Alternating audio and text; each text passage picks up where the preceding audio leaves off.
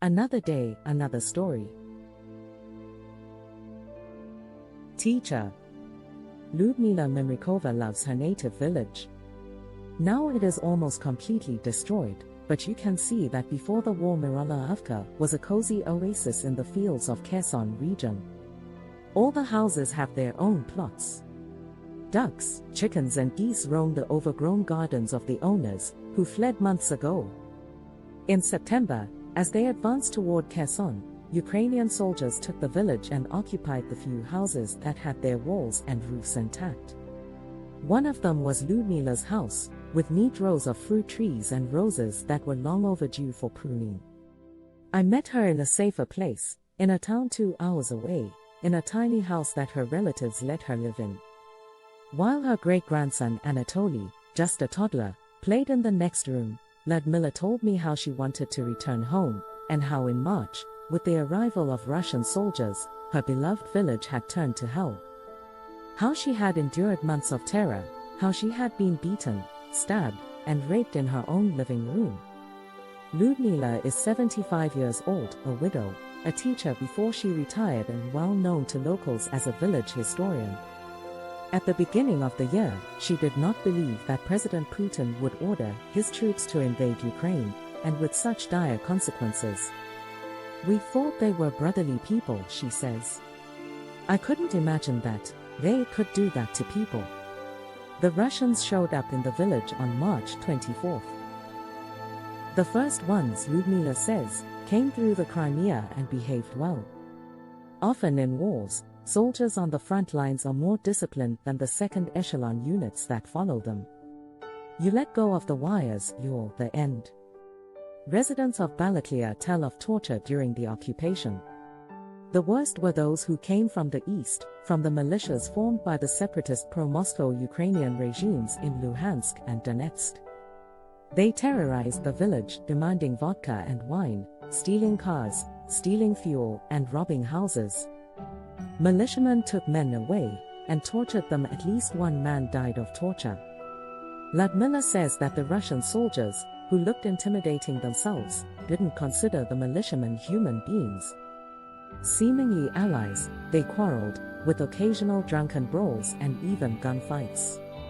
A month after the start of the occupation, Lyudmila had the opportunity to leave with her daughter, Olga, for the territory held by the Ukrainians.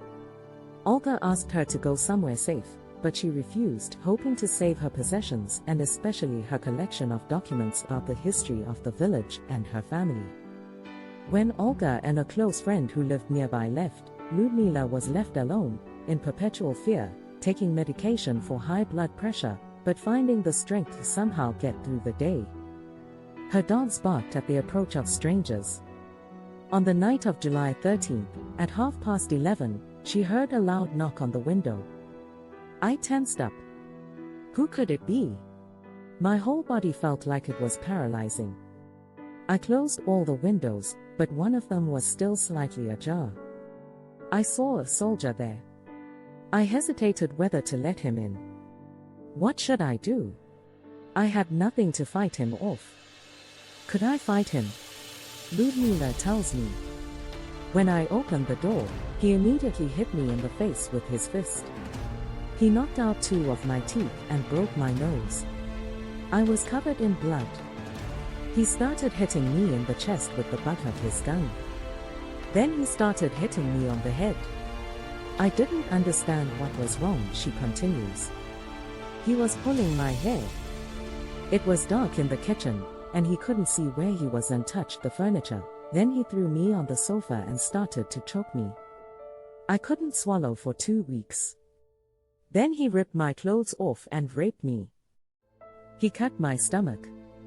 I still have scars on my stomach. The deep ones haven't healed yet, but the small ones have healed. Lyudmila Mymrykova keeps the bullet dropped by the Russian soldier, who attacked her in her home. Lyudmila recognized the man. He was about 60 years old, seemed to Lyudmila to be a militiaman, and had been in her house before, stealing diesel fuel. The rapist demanded a smoke, and when it was not available, beat Lyudmila again with a machine gun. Then he started shooting indiscriminately at the walls. Lyudmila waited to die and thought of her family. I mentally said goodbye to my children, grandchildren and great-grandchildren. I thought I would not survive, she recalled. Her rapist didn't leave until 5 a.m., telling her that if she reported what had happened to the Russians, he would come back and kill her. She spent the night at a neighbor's house. In response to their questions about the bruises, she said she fell in the cellar. Then she called Olga, and the tension in her mother's voice told her daughter that something had happened to her mother. She pressed her mother, and eventually Lyudmila was even relieved when she told her what had happened. Thanks for watching, and don't forget to subscribe to the channel not to miss new stories.